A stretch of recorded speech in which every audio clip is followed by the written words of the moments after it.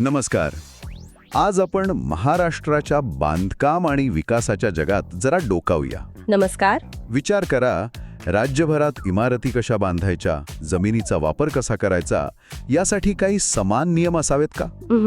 खरंय, खूप गोंधळ होता आधी. म्हणूनच 2020 मध्ये आली एकीकृत विकास नियंत्रण व प्रोत्साहन नियमावली, म्हणजे युनिफाईड DCPR. आपण सोयीसाठी UDCPR म्हणूया. हो, UDCPR. तर ही नियमावली काय आहे, कुठे लागू होते, तिचा प्रशासकीय आधार काय, हे सगळं समजून घेण्यासाठी आज आपण तिच्या पहिल्या अध्यायावर म्हणजे प्रशासनावर बोलणार आहोत. अगदी. पहिला अध्याय म्हणजे पाया असतो कुठल्याही नियमावलीचा. सुरुवात करूया. नक्कीच. हा अध्याय आपल्याला सांगतो की नियम कोणासाठी आहेत, कुठल्या भागासाठी आहेत, आणि व्याख्या त्या पण यातच असतात ना. हो, सगळ्यात महत्त्वाचं, त्यात वापरलेले जे किचकट शब्द असतात ना, त्यांचे अर्थ स्पष्ट केलेले असतात, म्हणजे पुढे गोंधळ नको. बरोबर. एक प्रकारचं शब्दकोशच जणू. हो, शब्दकोश आणि मार्गदर्शक नकाशा. तर पूर्ण नाव झालं एकीकृत विकास नियंत्रण आणि प्रोत्साहन नियमावली, UDCPR. पण हे लागू कुठे होतं नक्की? संपूर्ण महाराष्ट्रात की काही भाग वगळलेत? कलम 1.1 बघितलं ना, तर हे महाराष्ट्रातल्या सगळ्या प्लॅनिंग ऑथॉरिटीज सगळ्या आणि रिजनल प्लॅन एरियाजमध्ये लागू आहेत. पण यात काही मोठे अपवाद आहेत. अच्छा, अपवाद आहेत. कोणते? हो, सगळ्यात मोठा म्हणजे मुंबई, बृहन्मुंबई महानगरपालिका क्षेत्र, म्हणजे MCGM एरिया. ओके, मुंबई वगळून. हो, आणि फक्त मुंबईच नाही तर MIDC, नैना म्हणजे Navi Mumbai airport influence area, JNPT ही पण वगळली आहेत. आणि हो, hill stations, eco sensitive zones यांना पण सध्या हे नियम नाहीत, जोपर्यंत सरकार वेगळी अधिसूचना काढत नाही. म्हणजे मुंबई आणि काही स्पेशल एरियाज वगळून बाकी महाराष्ट्रात हे लागू आहेत. अगदी. थोडक्यात तसं म्हणता येईल. आणि नगर रचना योजनांचं काय, म्हणजे टाउन प्लॅनिंग स्कीम्स? त्यांना पण हे नियम लागू होतात. कलम 1.2 मध्ये तसं म्हटलंय, पण त्यांच्या विकास परवानग्यांवर परिणाम होणार नाही असं पण स्पष्ट केलंय. बरं. आणि हे कधीपासून लागू झाले?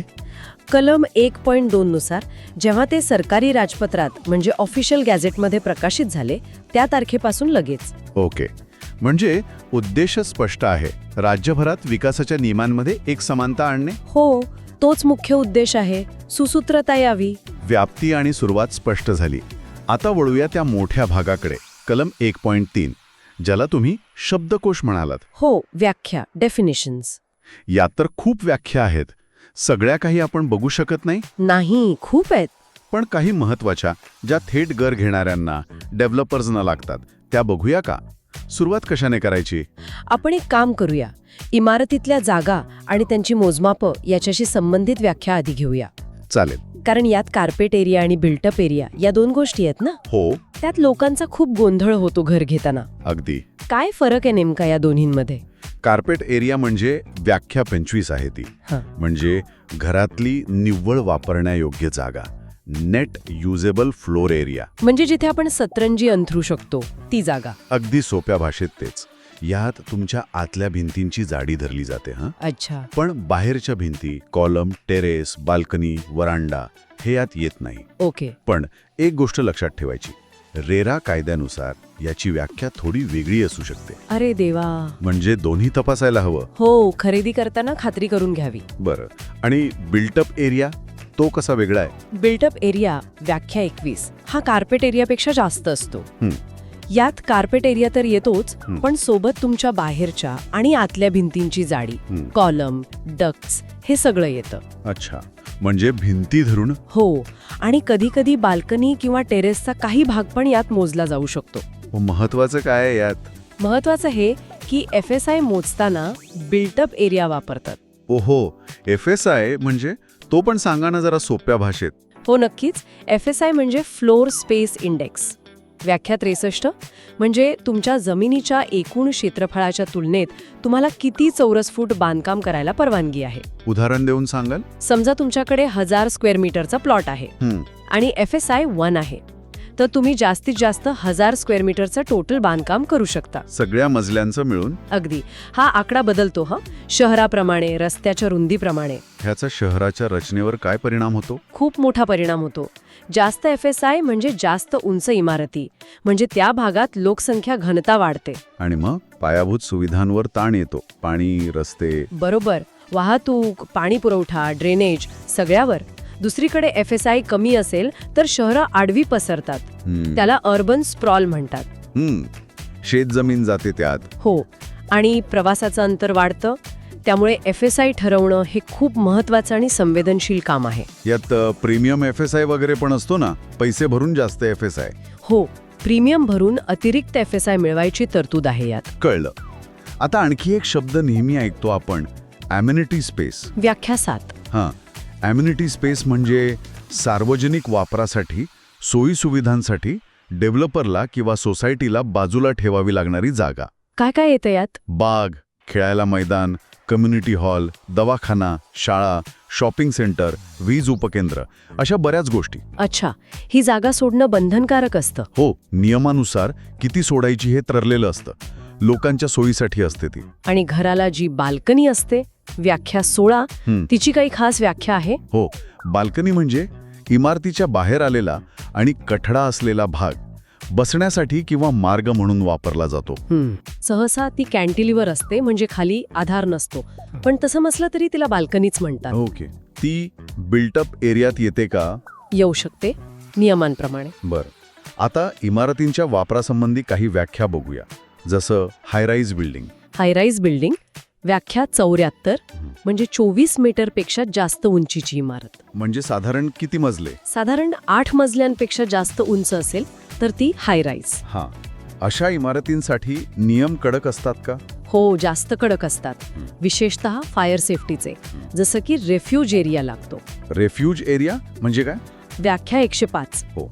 रेफ्यूज एरिया म्हणजे उंच इमारतींमध्ये आग वगैरे लागली तर लोकांना तात्पुरता सुरक्षित थांबण्यासाठी एक मोकळी, सुरक्षित जागा. अच्छा, म्हणजे तिथून त्यांना नंतर बाहेर काढता येतं. बरोबर. ती ठराविक मजल्यांवर दिलेली असते. बरं.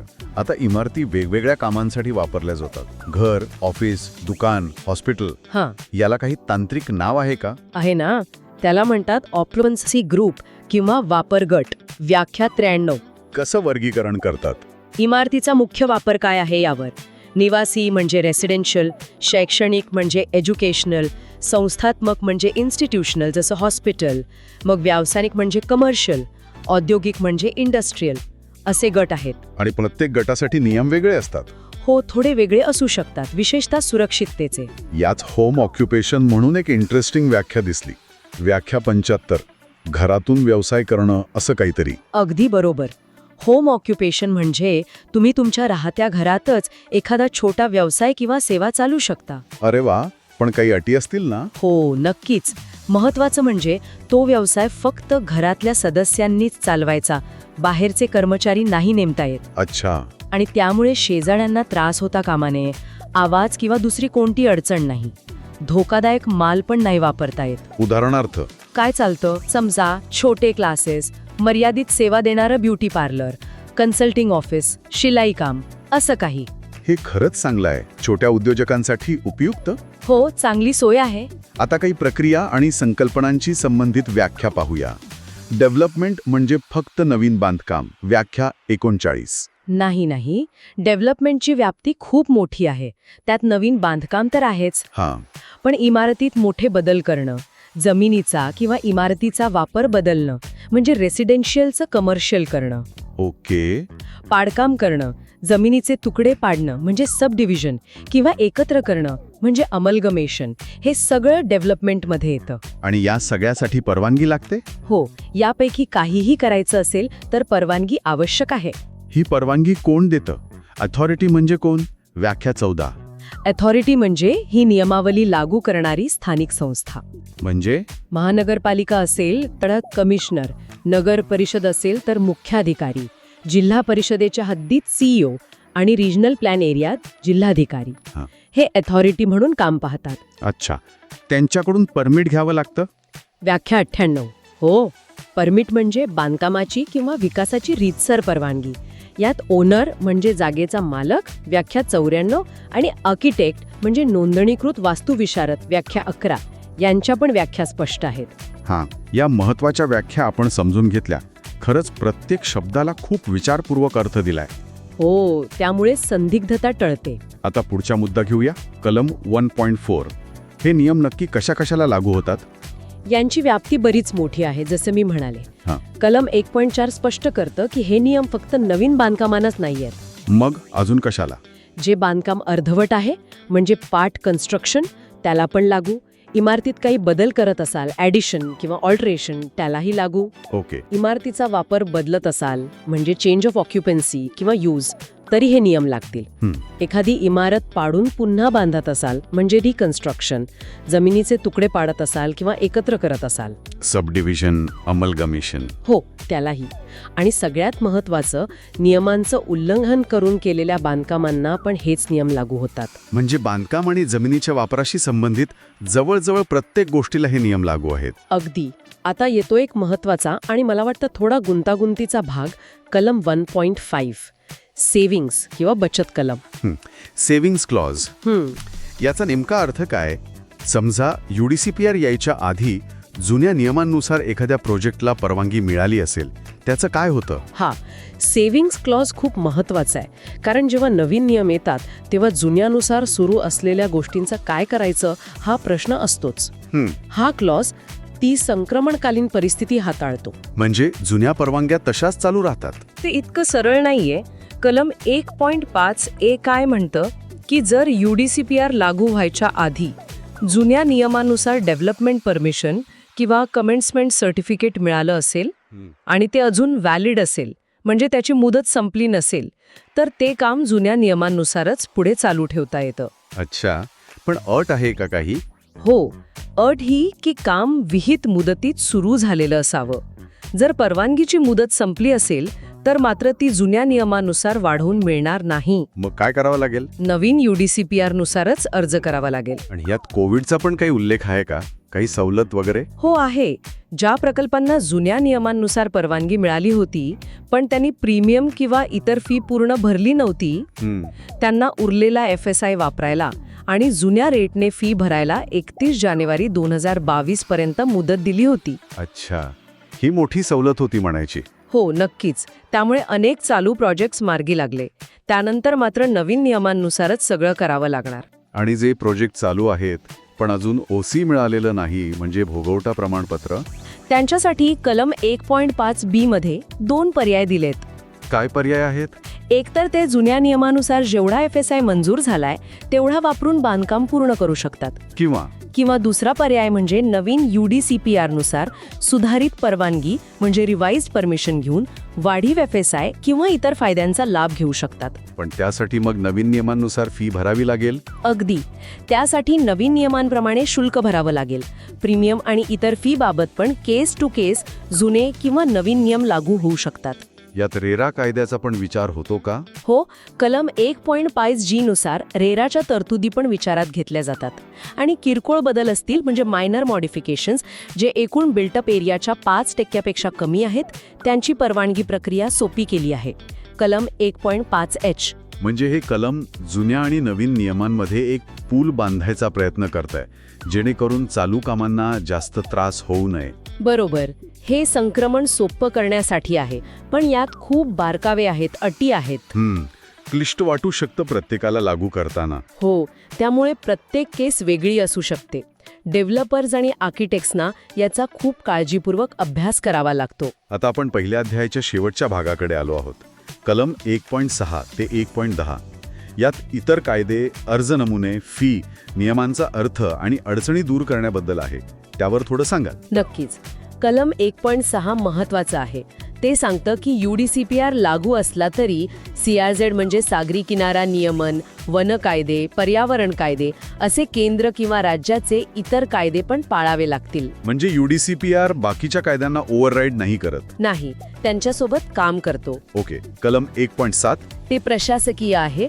अर्ज, परवानग्या, सर्टिफिकेट्स यांचे नमुने म्हणजे फॉर्मॅट्स ठरवण्याचा अधिकार अथॉरिटीला असेल. आणि 1.8 फी बद्दल आहे. हो, फी आकारणी यात महत्वाचं हे आहे की अतिरिक्त FSI किंवा इतर सवलतींसाठी जी फी आकारली जाईल ती त्या वर्षाच्या ASR वर आधारित असेल. ASR म्हणजे अॅन्युअल स्टेटमेंट ऑफ रेट्स हां. म्हणजे जमिनीचे सरकारी दर. ते दरवर्षी बदलतात, त्यानुसार फी पण बदलेल. अच्छा. आणि नियमांचा अर्थ लावताना काही गोंधळ झाला तर, विशेषतः मराठी आणि इंग्रजी प्रतीत फरक असेल तर? त्यासाठी कलम 1.9 आहे, ते मार्गदर्शन करतं. सामान्यतः शब्दांचे अर्थ MRTP ऍक्ट किंवा संबंधित कायद्यानुसार घ्यावेत. पण सगळ्यात इंटरेस्टिंग तरतूद आहे 1.97 मध्ये. काय आहे ती? जर इंग्रजी आणि मराठी आवृत्तीत काही फरक असेल तर मराठी आवृत्तीच फायनल मानली जाईल. अरे वा, हे खूप महत्वाचं आहे. मराठी भाषेला प्राधान्य. हो, हे अधोरेखित होतं इथे. आणि शेवटचं कलम 1.10 अडचणी दूर करण्याचे शासनाचे अधिकार. हो, जर हे नियम लागू करताना काही प्रॅक्टिकल अडचणी आल्या तर राज्य सरकार आदेश काढून त्या अडचणी दूर करण्यासाठी निर्देश देऊ शकतं. हे कधीपर्यंत करू शकत होतं? हे अधिकार फक्त नियम लागू झाल्यापासून 1 वर्षासाठीच होते. फक्त 1 वर्ष का असं? उद्देश हा की नियमांमध्ये लवकर स्थिरता यावी. सतत बदल होत राहिले तर गोंधळ उडतो. बरोबर. तर आजच्या या सविस्तर चर्चेतून एक गोष्ट अगदी स्पष्ट झाली मला. युनिफाईड DCPRचा हा पहिला अध्याय म्हणजे या संपूर्ण नियमावलीचा अगदी कणा आहे, पाया आहे. हो, आधारस्तंभ म्हणू शकतो आपण. जशी इमारत पायाशिवाय उभी राहू शकत नाही, तसंच हे नियम या पहिल्या अध्यायाशिवाय समजू शकत नाहीत. महाराष्ट्रात विकासाला दिशा द्यायची असेल तर एक समान भाषा, एक चौकट हा अध्याय देतो. हो, कोण, काय, कुठे आणि कसं या प्रश्नांची उत्तरे इथे मिळतात आपल्याला. राज्यभरात विकासाला गती देताना त्यात सुसूत्रता आणि समानता आणण्याचा हा प्रयत्न आहे. तोच मुख्य हेतू आहे. प्रक्रिया सोपी व्हावी, नियम सगळ्यांना समजावेत ही अपेक्षा. पण आपण हेही पाहिलं की यात असंख्य व्याख्या आहेत, बारकावे आहेत, विशेषतः तो सेव्हिंग्स क्लॉज. हो, आता असं दिसतंय की सरकार एकाच वेळी विकासाला प्रोत्साहन देणं, नागरिकांची सुरक्षा जपणं आणि राज्यभरात नियम समान ठेवणं या तिन्ही गोष्टी साधायचा प्रयत्न करते. हो, तसा प्रयत्न दिसतोय.